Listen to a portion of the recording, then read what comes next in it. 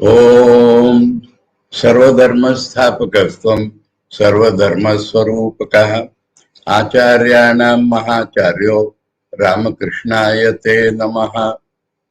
We are studying Sri Ramakrishna, the Great Master, as the spiritual teacher, second part, and that spiritual teacher merged into Sri Ramakrishna's divine mood, and we have completed its reading. And we have to read appendix today. But before that, I want to point out that yesterday I made 2 mistakes and I have to correct that. A small mistake, but big mistakes. You see, when she saw Gopala everywhere, in the chariot and in the people drawing and in the crowd, she said, I sang and danced and made Kurukshetra. So I said that it refers perhaps to Arjuna's Vishwarup Darshan. But no, this making Kurukshetra in Bengali is a very common proverb. And here in English, they have given in the bracket a second Kurukshetra, a battle scene. The exact English will be Rakkas. Rakkas, you know, na? As if some fight is going on, some incoherent sounds. You don't understand? Word Rakkas, R-U-C-K-U-S. Some slogan shouting this, that, like that. No meaning will come out. So she just wants to tell what is written here. At that time, I was not myself. That is what she wants to tell. So it is not a reference to Vishwarup Darshan. Bengali is in normal talk, especially the old school Bengali. In the normal talk, for any such thing, he said there was a Rakkas. So, Kurukshetra. That is the first mistake. And the second mistake is that I wrongly spoke as Ardhajali. The half body is immersed in Ganges before death. That is not correct. The correct word is Antarjali. And only the legs are put in Ganges. Legs are in the Ganges, the remaining body is outside Ganges. So that is another mistake. And the name of that is not Ardhajali, I said, that is Antarjali, in the water. In the water, only legs are in the water, but remaining outside. When the person is going to die, he is kept like this. These are the 2 mistakes yesterday. Now we come to today's topic. And after this dose of divinity, that topic is necessary. Now the divine. What are the divine? consciousness is divine. And then it is associated with divine powers. But when God becomes man, there is some purpose in that. In how many ways we can see God? When the avatar comes, three things immediately happen. Because he is God, so he becomes an Ishta for us. He becomes a form of Brahman for us. And because he is God, he becomes the ideal Guru, and that is what Guru Bodhipada showed to us. He becomes ideal Guru. But when he comes as man, he becomes an ideal person, otherwise what is the purpose in living? When God becomes man, he shows all the divine possibilities of man. What is a real man? How a man should live? How a man can live? That is the purpose. And within that we may make a subtopic, an ideal sadhana. Within the ideal man, there will be an ideal sadhana. So, when we think of an avatar, we should not only think, God, I surrender to you, you give me this or that. We must seek his guidance from him. And he is ready to guide us in so many ways, Sri Ramakrishna. So, he is Ishta, he is the guide, ideal, and he is the ideal person.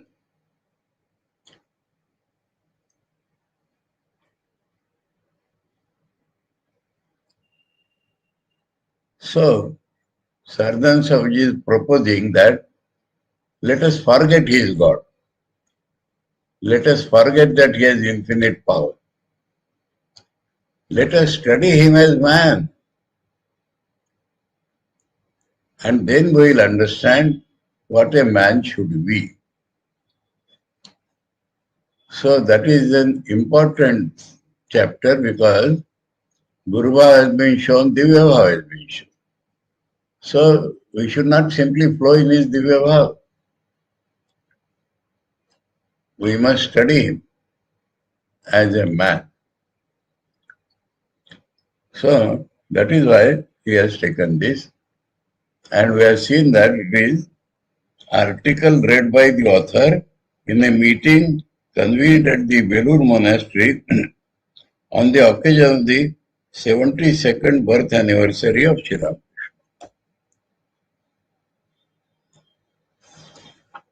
And the heading is the human aspect of the master. Aspect, okay, because bhav is aspect we have seen. When God comes as man, there are several aspects of it. Guru bhav, divya bhav, sadhak bhav, manush bhav.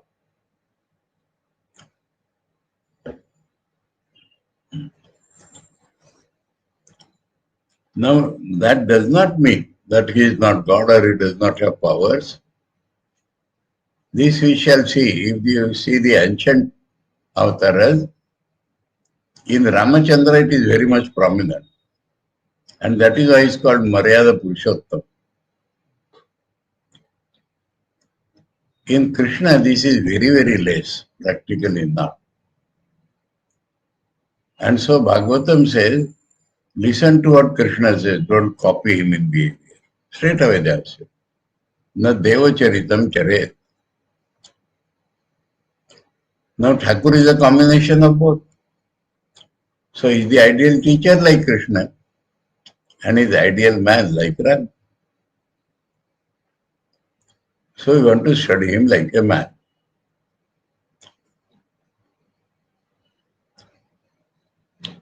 You know about Ramchandra, how the modern people make a big confusion.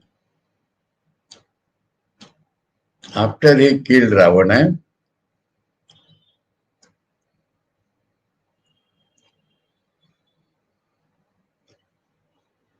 he asked Sita to go wherever she likes. I finished my duty.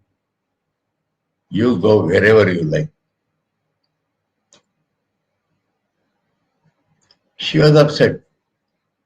So she had Lakshmana, please make a fire, I want to go. So at that point, all the gods led by Brahma came there and asked Rama, don't you know who you are? He said, yes, I know. Atmanam Manusham Manne Ramam Dasharatatmajam. I think I am a man, son of Dasharatha. Now, making this as capital, modern people say you are calling Rama is God. See, Rama himself says I am a man. They forget the context. If he is a man, why all the gods and Brahma came there? So that was Rama. So I want to behave like a man. Sita is lived for 1 year there, I don't know. So, she may go wherever she is. That was his statement. Then Sita entered fire and the fire god brought her out and said she is Nishkalanka itself. And Rama knew well that Sita is absolutely pure. Very well he knew.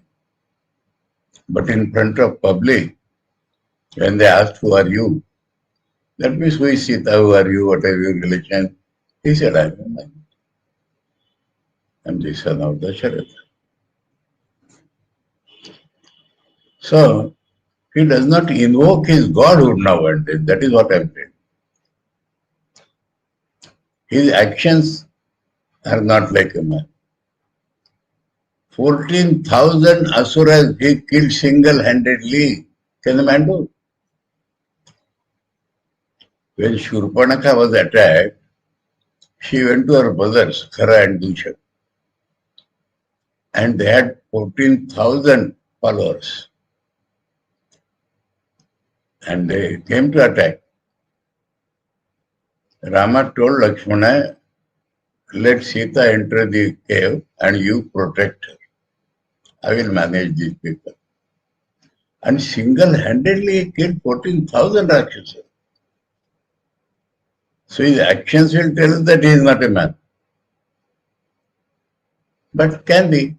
He has learned all the Shastras. He has learned all the Shastras. Everywhere he behaves like that. So he does not again and again invoke, I am God. I can do whatever I like. Nowhere. Tulsidaram don't mind because it's a Puran. Valmiki is Ram. So that is Ramchandra. Now in Thakur, because Rama and Krishna both are there, so we can study him as a man. The generality of people have reverence for Sri Ramakrishna only because they hear of his yogic powers. Common man, you see, whom they like, oh, he is Siddha Mahatma. He has so many powers. He has Siddha Mahatma, so many powers. And then what happens? Sham Tantrism. That means only a show of power without any power. But common people are attracted like that. They think of God also as power only. Why worshipping God? I will get some power.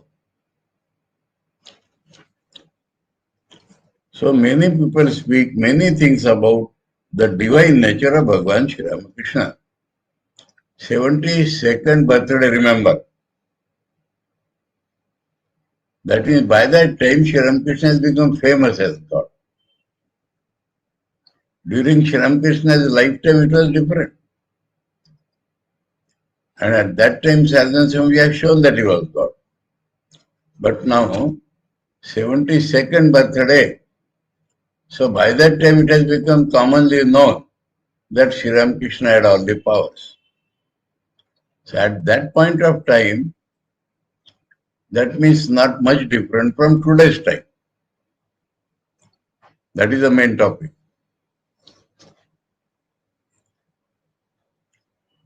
In Sri Ramakrishna's time, they would take him as mad, this or that.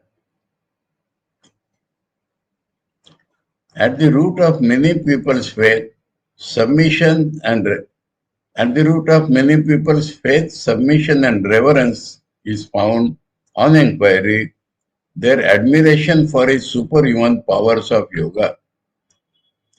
In reply to the question, why do you respect him? The person interrogated generally says that Sri Ramakrishna could see events happening at great distance from the Dakshineshwar temple on the Ganga. That is sometimes cured severe physical diseases by his touch. That he always had communications with gods and goddesses. And that his words were so infallible that any word coming out of his mouth, though seemingly unlikely to corresponding to fact, would change and control the events of external nature. For example, the speaker might continue. It may be said that even a person condemned to death by the court was saved from sure death and was specially honored instead. Mathur Babu. We have seen that incident, eh? Only because the master bestowed a little of his grace and blessings on him, or that a white flower was produced on a tree which invariably produced red flowers only, and so on. So that is what they say, and that is what they talk. Or, now what is this or? Second level. Some people understand a little circular level. Or he might say that Sri Ramakrishna could know others' thoughts. We are going to thought world now. That his keen insight could fathom the thoughts, constitution, and even the inclinations of the mind of every man by piercing the gross covering of his body, and that at the mere touch of his delicate hand, there appeared before the eyes of the devotees of even restless minds the forms of their chosen ideals. So he could see the mind, and if it touched, their restlessness will go, and they will see the Ishtadarshan. And they experience deep meditation, dhyan, either Ishtadarshan or deep meditation. And in the case of some particularly fit person, the gate to the Nirvikalpa Samadhi opened. So within that, three ranges here. Seeing thoughts, seeing gods and goddesses or meditation, and Nirvikalpa Samadhi by his grace. Now he brings out some exceptional people to which he belongs, to which Swami Vivekananda belongs. Again, some would say, we don't know why we revere him. What a wonderfully perfect ideal of knowledge and devotion we saw in him. We do not see it even in the ideal persons worshipped by the world who are mentioned in such books as the Vedas and the Puranas. Even in Rama or Krishna, we do not see that knowledge and bhakti together. Or in anyone. Not to speak of living or non-human beings. To our eyes, compared with him, these seem to be of little splendor. We are unable to say whether it is a hallucination of our mind. But our eyes have become dazzled with that bright effulgence, and our minds merged forever in his love. Aha. They do not turn back, even if we try to convince them. Knowledge, inference, and reasoning have all been set at rest. We can say only this. What this? Swami Vivekananda's poem on Sri Ramakrishna. It would be nice to see that in Bengali. It is in Bengali, original. Dasa tava janame janame daya nide, tava gati nahi jani, mama gati taho na jani, keva chai jani are. Mukti mukti bhakti adi jato, jab tab sadhan bhajan, आज्ञा तव दियाची ताड़ाए आछे मात्र जाना जानी आश आओ प्रभु करो पार. The translation, let me read. I am thy servant birth after birth. O Sea of Mercy, I don't know thy destination. And mine, I don't know it either. And who wants to know it? I have by that command done away with everything. Enjoyment, salvation, devotion, japa, sadhana, etc. The only thing that remains is the desire to know thee. Take me beyond that also, O Lord. So, seeing the ideas manifested in him, he is dazzled and says that take me beyond even the craze for knowledge.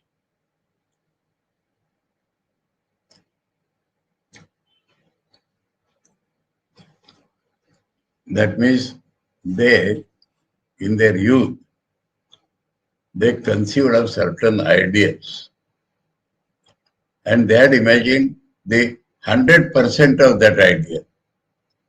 And when they went to Sri Ramakrishna, they saw if their 100 has fallen less, it may be more than 200, 300% in Sri Ramakrishna.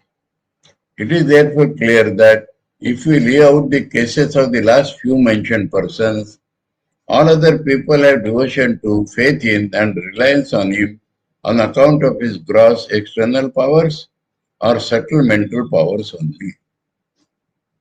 Men of gross intellect think that if they revere him, their diseases, etc., will be cured, or at the time of their danger or difficulty, external events will be regulated in their favor. It does not take one long to see that this current of selfishness is flowing in their minds, though they do not plainly admit it. So this is called selfishness. The people of the second class who have a somewhat subtle intellect revere him only because they will attain powers of clairvoyance, etc., and live in places like Goloka by being counted among his followers. The principle of the subordinate ones, followers. Or if they are a little more advanced intellectually, they should not be intellectual. Within the subtle category, the higher category,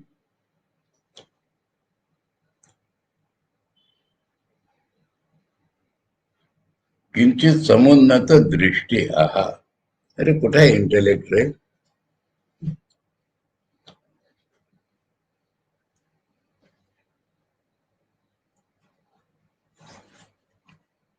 How will you translate?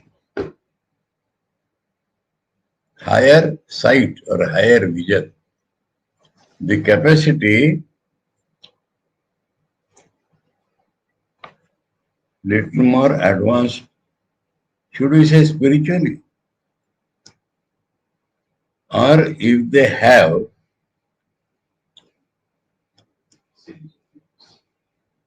किंचित আছে এখানে?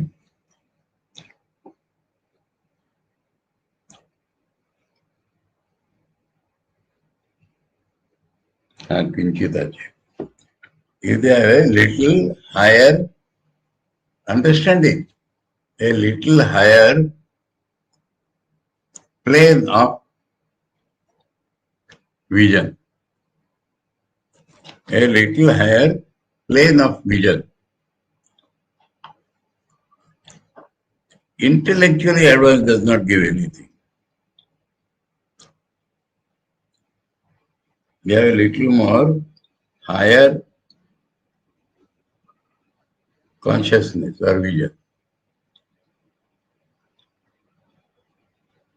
They have a little more higher consciousness. They think they will attain samadhi and become liberated from the bondage of birth, old age, etc. That means I will go to this loka, that loka is lower vision.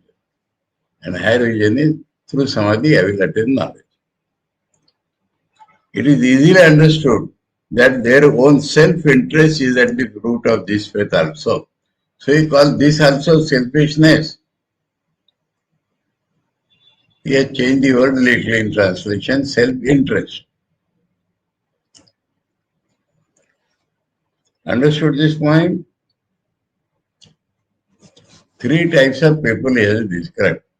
One is physical powers, one is subtle spiritual realm, and the third is become mukta through nirvikalpa samadhi. If we worship him,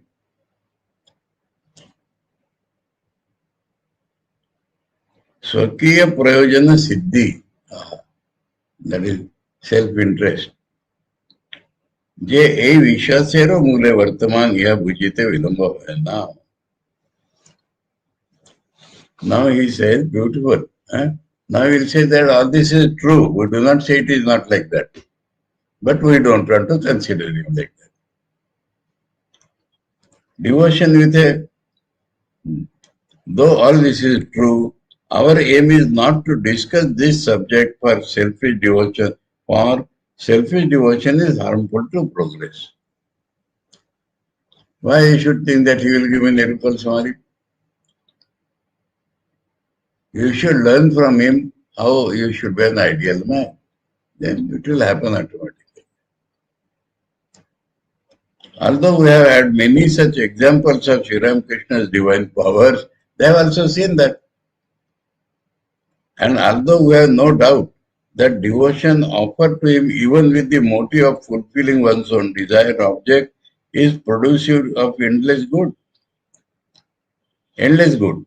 A discussion on these subjects is not our aim, on this day particularly. Our aim is, on the contrary, an attempt to draw a picture of his human traits. Saradananda Swami is an expert in all these.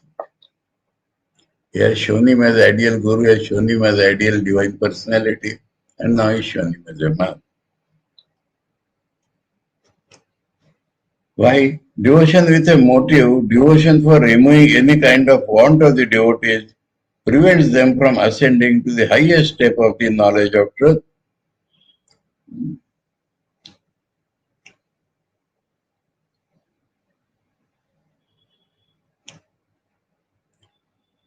In Ashtavakra Samhita, Ashtavakra is telling Janaka, Ayameva hite bandha samadhi manotishthasi. I want samadhi is your bandhan.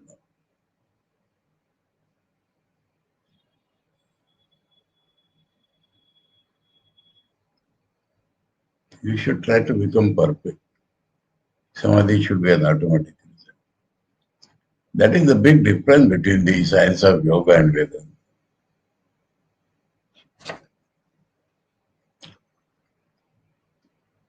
I want truth at all costs.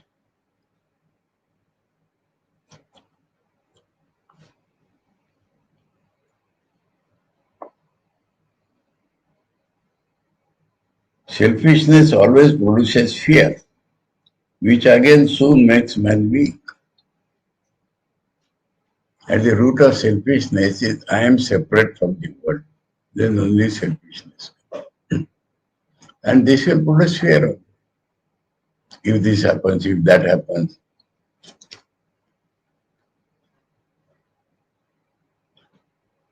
The attainment of man's self-interest increases egoism. I am higher than others because I am seeking this or that. And sometimes idleness in his mind. God will give me, God will give me.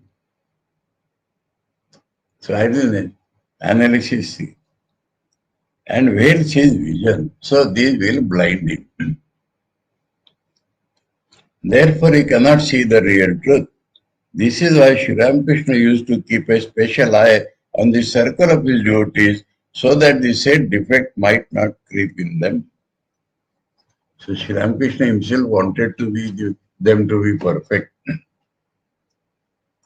Whenever he came to know that any new mental powers, clairvoyance and the like had been manifested in some of his disciples as a result of their practice of meditation, etc., he forbade them from such practice for some time.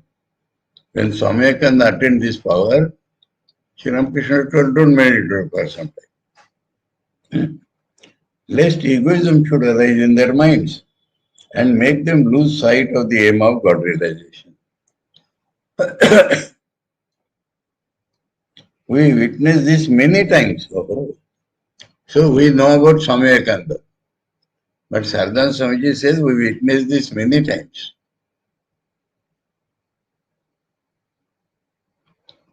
That is what the inner circle is.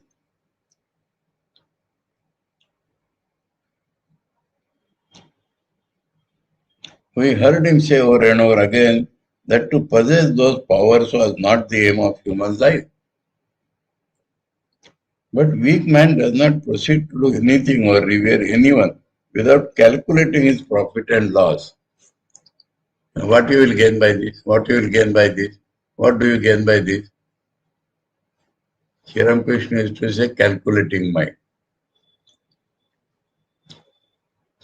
We should love Sri Ramakrishna because he was an ideal person, not for anything else.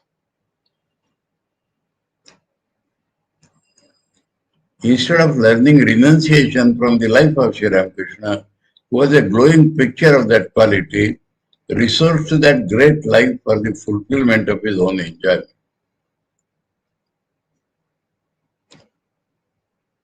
When Holy Mother was asked what was Sri Ramakrishna's speciality, she said Tyag. Such Tyag has never been seen or heard even. So that is the brightest ideal in Sri Ramakrishna's life. Are we ready to follow that?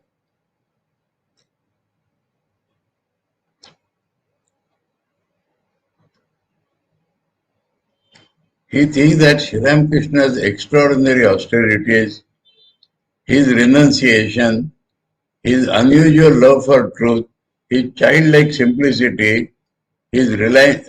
So these are the things you have to see. Huh? What? Extraordinary austerity. We may not be able to do that, but that is ideal for us. Our life in the modern days immediately becomes cozy, luxurious, cozy.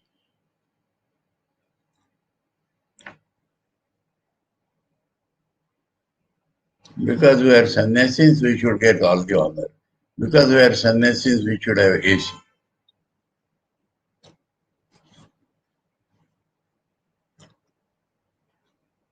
How Thakur traveled, how Thakur's disciples traveled.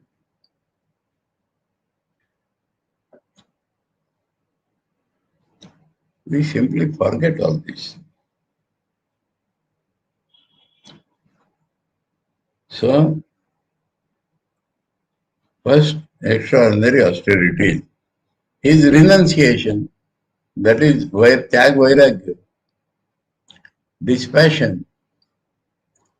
If his hand was touched with a metal, it would bend. If he saw a woman, his indriya would contract. This should be our model. Don't say we cannot do like that, we cannot do like. We know that you cannot be Sri Ramakrishna. But that is the model before us. That is the ideal before us. We have to walk on that path.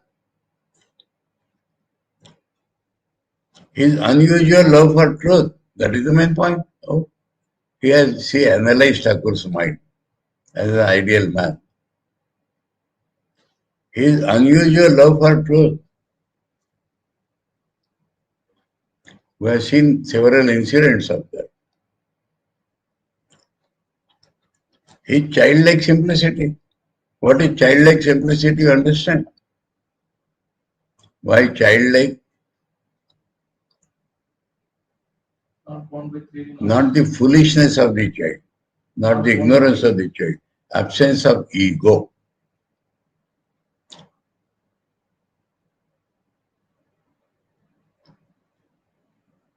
His reliance on God, definitely. Again, absence of ego. And here I will tell you something important. Very important. Absence of ego does not mean submission to some other ego. My Guru taught me. Absence of egoism does not mean submission to some other human being.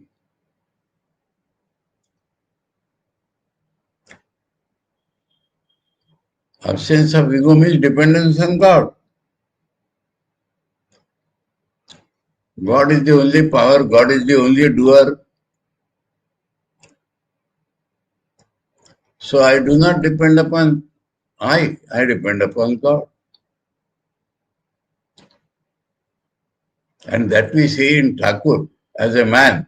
We see that infinitely in Thakur. Even coming out of the temple, he is saying, Mother, can I walk? Can I go? And looking into mother's eyes, he was crawling like a child.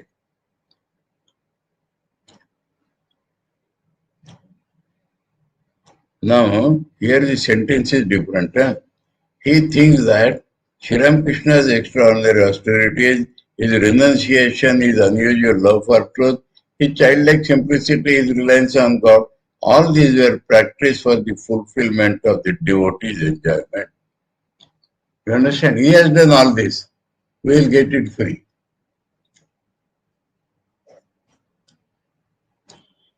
Ota Bhagavan Arjuna, Ota Bhagavan, that is for God, that is for God. You are not man, you are God. So the purpose of his incarnation we lose like that.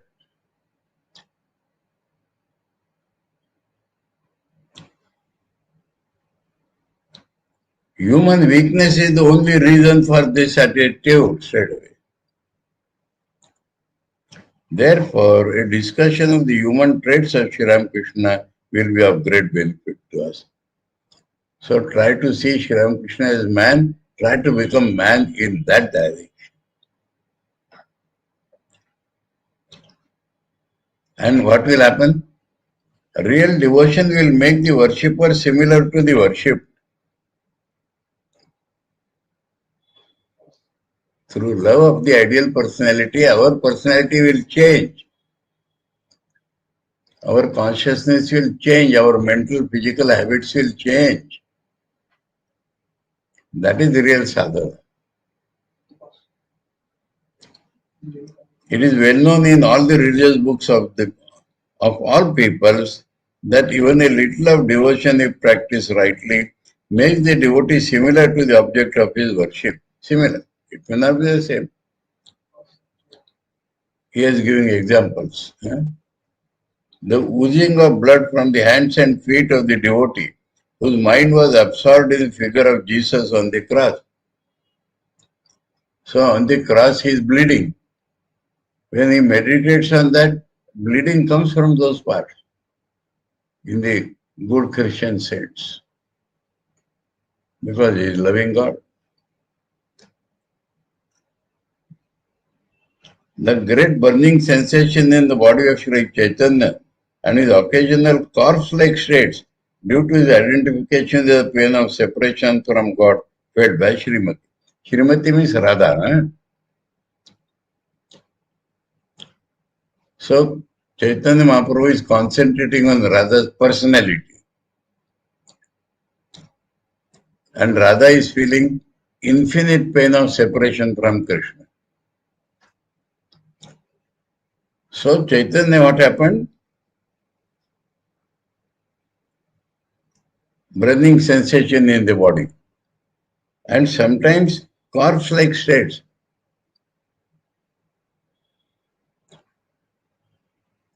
That is the viraha.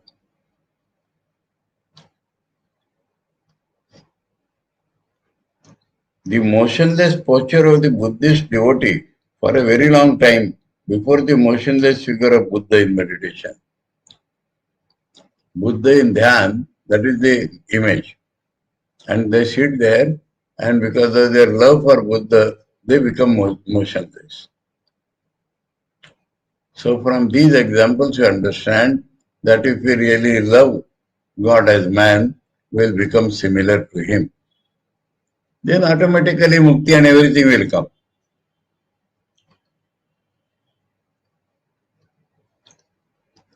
All these and other similar events point to this fact.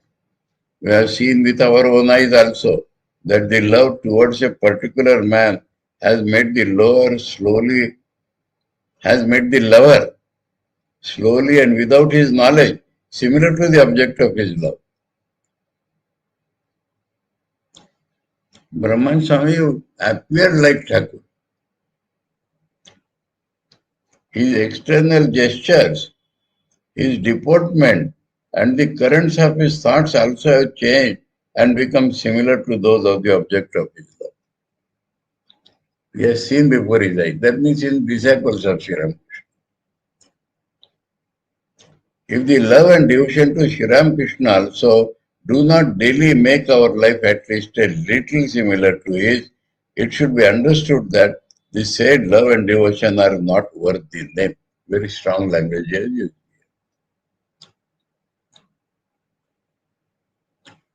This continuously harping, we are not like that, we cannot become like that.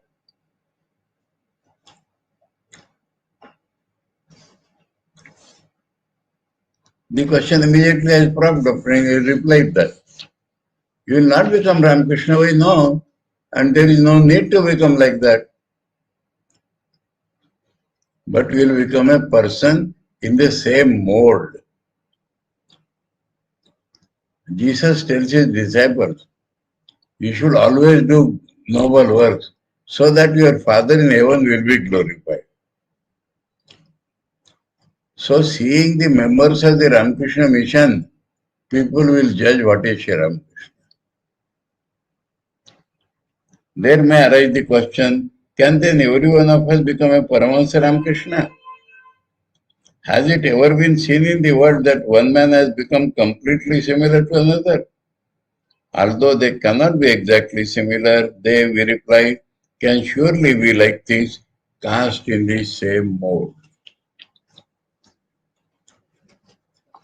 You see, worshippers of different avatars, they become cast in that mold. Now, if we are devotees of Ramakrishna, we should become cast in that mold. The life of each great soul in the spiritual world is like a special mold. Cast in those molds, the successive generations of their disciples have been preserving those different modes till today. So Ram Bhaktas is a mode, Krishna Bhaktas is a mode, Mahaprabhu's Bhaktas is another mode, Buddha Bhaktas is another mode, Christ Bhaktas is another mode, Muhammad's Bhaktas are another mode. Man's power is small. A whole life's effort is not enough for him to become like any one of those prototypes. It is called prototype. If fortunately anyone is ever formed really similar to any one of the models, we call him a perfect soul. Yeah. So if you become little like Thakur, then we are called perfect soul. And revere him as such. All the physical and mental actions, speech, thought, deportment, etc., of a perfected man become similar to those of the great soul, the founder of that faith. The mind and body of the former becomes fully developed instruments for containing, preserving, and imparting to others that great power, the first manifestation of which in the latter had earlier astonished the world. So when Avatara comes, infinite things in him, people are astonished. Now his disciples should become similar and transmit it to the others. That is how the Guru Parampara should follow.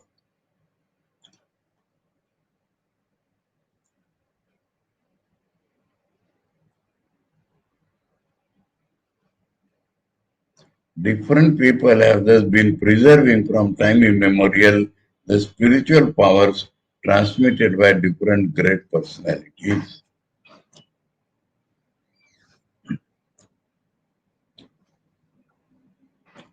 the extraordinary things we become acquainted with by study of the life of an incarnation.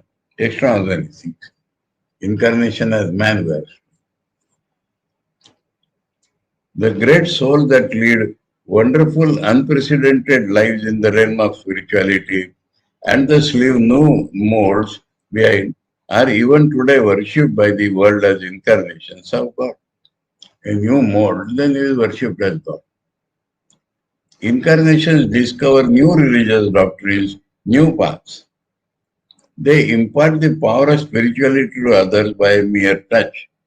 Their energy is never directed to the glamour of lust and gold in the transitory world. That is what we have to learn. It becomes clear by a study of their life that they are born to show us the path to God realization. That's it. To secure their own enjoyment or their own liberation has never been the aim of their lives. To find a path for the generation, that is the aim of them.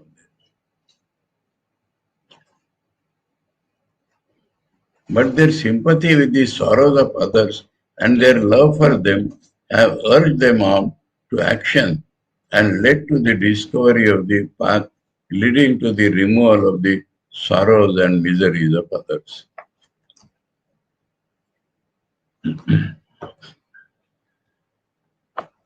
We were not let into the secrets of the holy lives of the persons, known as incarnations, such as Krishna, Buddha, Jesus, Shankara, Chaitanya, and others, till we had the blessing of seeing the divine form of Shiva. We could never understand what the incarnations are meant for. Only when we saw Sri Ramakrishna, we could understand. We labored under the misconception that the record of the uncommon events in their life were later additions by disciples, with the ulterior motive of adding to their own number. And the incarnation themselves we inferred were queer imaginary beings beyond the ken of the civilized world. So that is the idea of the general people. They are a different type of people, queer, mad. And their disciples are chiseling their lives, adding good things, so that we will follow them. Or when it was at all considered that God could assume forms and incarnate himself, people did not accept this. Suppose they accept this, it could not be believed that human, other side, if God becomes man, he is God. It could not be believed that human traits like those in us were present in those incarnations also. So how God consciousness appears in the human mind, that is the purpose of the author. So the human traits will be there, but not the human consciousness.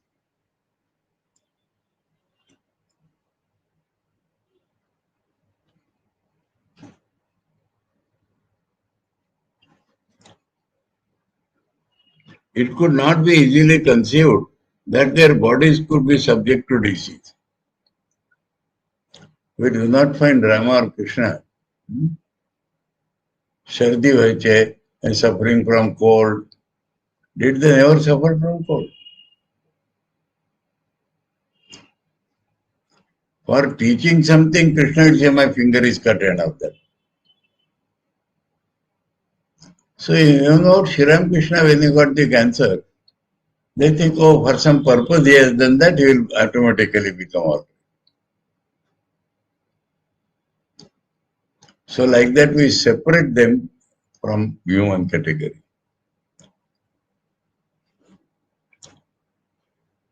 That pain and pleasure were present in their minds. Physical, mental, human mind. And that a fight between God and Satan could ever have gone on in them as enough.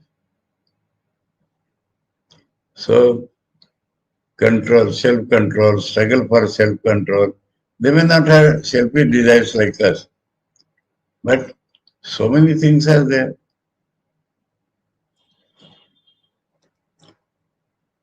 Gone on in them as in us ordinary mortals. We have come to know this truth through the holy contact of Sri Ramakrishna. What he says, in Nara Leela, everything will be like man. That is what Thakur said.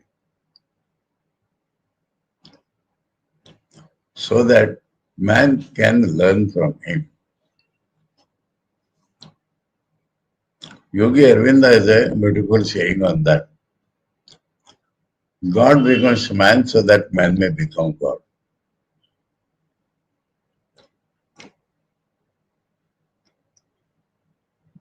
We have all read or heard of the wonderful harmony of divine and human traits in the persons of incarnations. But before we met Sri Ramakrishna, we thought that there could be no harmony in any man, either is big or small, of childlike simplicity and austere manhood. Simple, simpleton, childlike. Manhood requires idealism. Then he cannot be a child. But see in Thakur. Actually, on this point, in the Brihadaranyaka Upanishad, there is a portion where Yagyalvalkya is telling Kahor that when some knowledge comes, the first effect is that desires go away and becomes a sannyasi. Little more knowledge comes, more knowledge means knowledge goes more deep, knowledge goes deeper. Then he becomes a Pandit. Pandit is not a scholar, huh? Atma Vishek Buddhi. That means his thought is always about Atma or Brahman. When the knowledge goes still more deep, he gets Balya Bhav.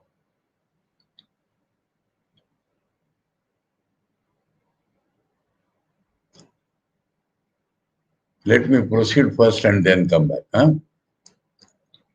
When he digests this Balya Bhav, when more knowledge comes more deep,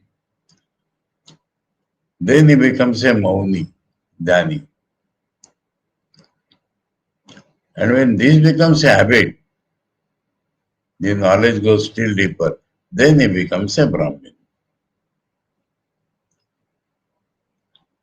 Now come back to the Balya. There in the commentary, Shankar has defined Balya as Balabhav. And the same sentence is taken by Badarayana Vyas in his Brahma Sutra. And there he has interpreted it as Balya Bhav means Balaka's Bhav.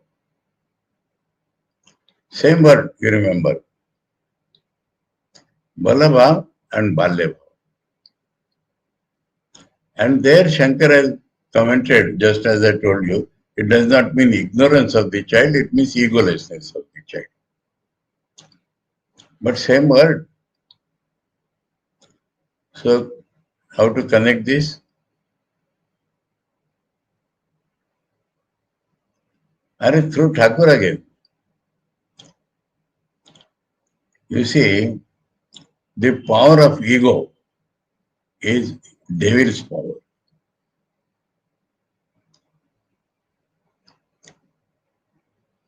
But the child's power, see, Thakur was a child and he could rule the whole world.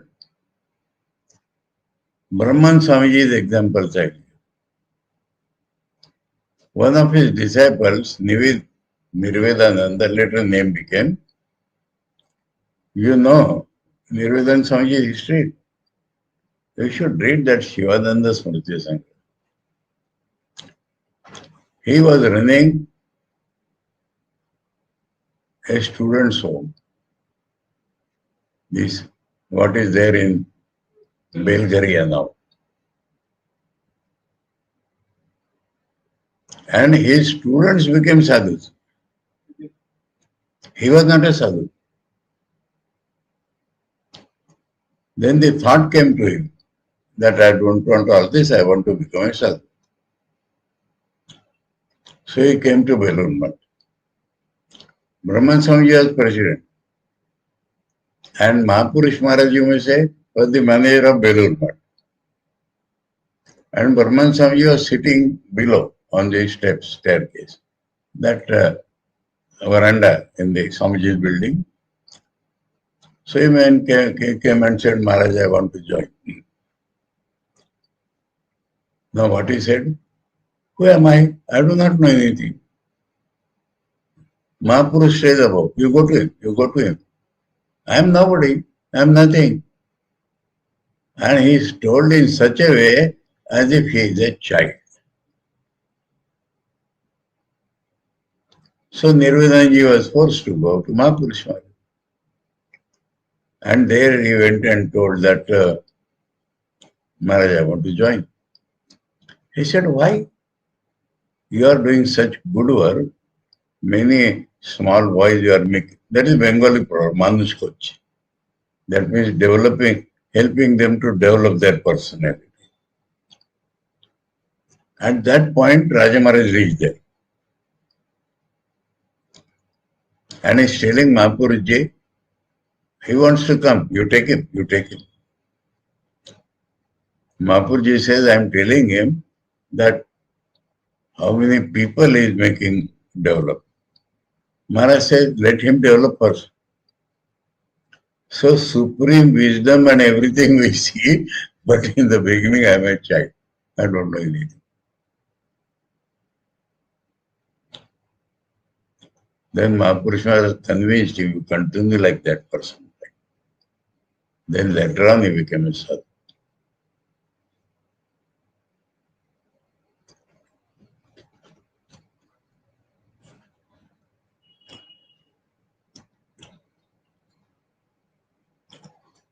Anyway, another example, Holy Mother. She could laugh. Nivedita is described. For those children living with Holy Mother, somebody purchased some toys. Say like a sparrow. If you press it in the ground, it would jump with a sound, ching, and it would jump. Holy Mother jumped like that with that sound. It's absolutely child. And she is ruling the whole world. So you understand, Balya Bhav is Balaka's Bhav and power together. But this you can understand only through Thakur. Otherwise we say Balabhav means ego. And Balyabhav means I do not know anything.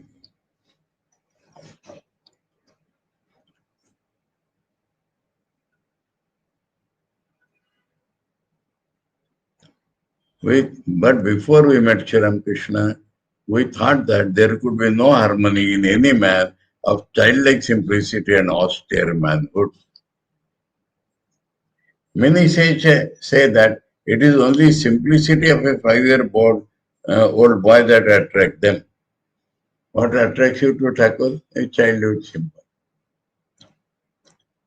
A helpless boy, ignorant of worldly ways, is an object of love on the part of all people who are naturally prompt to protect him. Such a feeling arose in the minds of men to see Ramakrishna, though he was advanced in age. They were thereby charmed and attracted towards him. This is no doubt true to a certain extent. But our idea is that it was not that his trait alone that attracted people in general. But as we see that the feelings of faith and devotion arose in the minds of the visitors simultaneously. Mathura's example is protecting Thakur and has devotion to Thakur.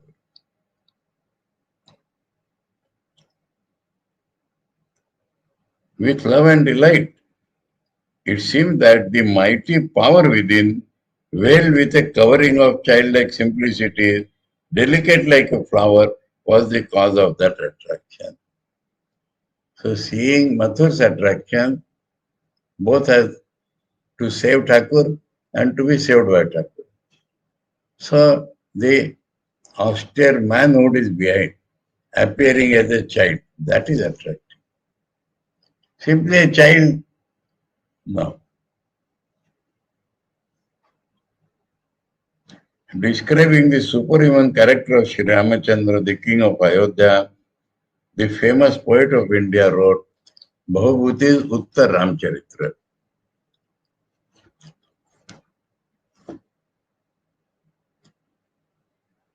Vajradapi Kathorani, Mruduni Kusumadapi, Lokottaranam Chetamsi Kodnu Vigyatumaru. As hard as the thunderbolt and as soft as a flower. Who can understand the mind of these people beyond the world? Who can know the minds of superhuman souls harder than adamant but softer than flowers? The same remark applies to Sri Ramakrishna too. The childlike nature of Sri Ramakrishna is a novel thing. Although we'll read this tomorrow. Huh? No, tomorrow is Wednesday. We'll continue this on Thursday. Om Sarvadharma Sthapakastam Sarvadharma Swarupaka Acharyanam Acharyo Ramakrishnaya Te Namaha. Om Shanti Shanti Shanti Harihi Om Tat Sat Sri Ramakrishna Arpanamastu.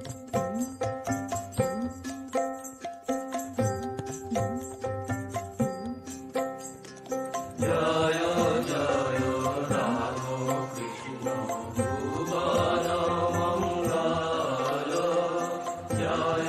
Jaya